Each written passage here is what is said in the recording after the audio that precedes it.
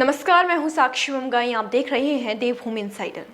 गैरसैंण को उत्तराखंड की स्थायी राजधानी बनाना पहले ये मांग थी और अब मुद्दा है। कहना पड़ रहा है क्योंकि गैरसैंण का जिक्र आते ही उत्तराखंड में राजनीति गहरा जाती है। पक्ष विपक्ष आरोप प्रत्यारोप में उलझ जाते हैं और फिर फैसले के नाम पर या तो वादे होते हैं या दावे। विडंबना ये है कि ये विडंबना ही सत्ता पर काबिज सरकार को नजर नहीं आती कि बीते 21 सालों में राज्य को स्थायी राजधानी नहीं मिल सकी है। हालांकि अब उत्तराखंड के पूर्व मुख्यमंत्री और कांग्रेसी नेता हरीश रावत ने इस समस्या का समाधान निकाल लिया है। अब हल है या हमला, ये बात अलग है, लेकिन हाल ही में अपनी की घोषणाओं से हरदा ने विवाद का वो तार छेड़ दिया है जो 21 साल पुराना है और इतने सालों से प्रदेशवासियों के दिलों को छेद रहा है।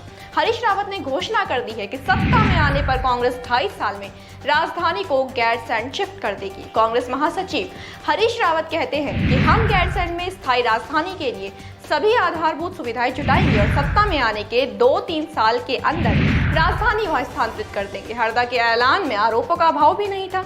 भाजपा को आड़े हाथों लेते हुए हरीश रावत ने कहा कि गैरसैंण के नाम पर भाजपा प्रदेश के साथ लगातार मजाक कर रही है। ग्रीष्मकालीन राजधानी होने के बावजूद वहां शीतकाल में सत्र करना तो यही साबित करता है। उनके मुताबिक आगामी 29 और 30 नवंबर को गैरसैंण में किए जा रहे विधानसभा का 2 दिवसीय सत्र उत्तराखंड के साथ असल में छलावा है।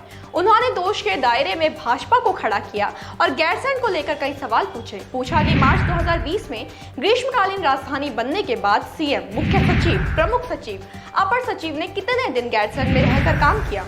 पूछा कि गैरसैंण में बुनियादी ढांचे के विकास के लिए घोषित 97,000 करोड़ रुपए का बजट कहां है और उससे क्या किया गया। साथ ही सवाल उठाया कि पिछले 5 साल में सरकार ने गैरसैंण में इंफ्रास्ट्रक्चर के विकास के लिए कितना काम किया।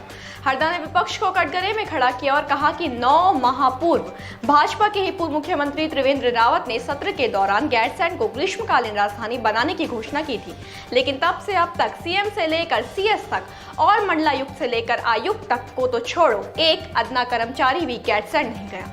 उनके मुताबिक गैरसैंण के मुद्दे पर कांग्रेस का स्टैंड स्पष्ट है। वहीं हरदा के इस वार को पलटवार करने इस बार खुद मुख्यमंत्री पुष्कर सिंह धामी को भाजपा की ओर से उतरना पड़ा। सीएम धामी ने कहा कि हरीश रावत को गैरसैंण को लेकर इसकी चिंता करने की जरूरत नहीं है। ग्रीष्मकालीन राजधानी गैरसैंण हमारी संभावनाओं और भावनाओं का केंद्र है। 25वें स्थापना दिवस तक उत्तराखंड आदर्श राज्य के रूप में विकसित हो जाएगा।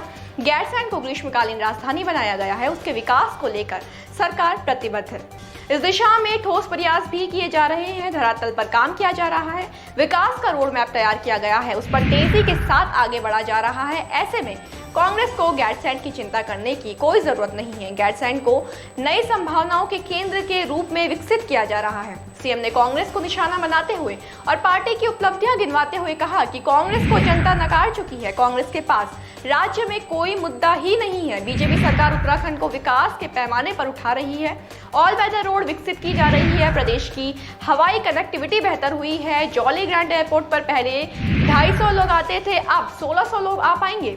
अब ये जुबानी जंग हरदा और सीएम धामी के बीच जो छिड़ी है, ये स्पष्ट करती है कि भाजपा इस कोशिश में है कि जिस मसले की चिंगारी को कांग्रेस हवा देकर आग में बदलने की कोशिश कर रही है, उसी की आंच में मुद्दे को भस्म किया जाए। ब्यूरो रिपोर्ट, देवभूमि इनसाइडर। आज ही डाउनलोड करें देवभूमि इनसाइडर ऐप।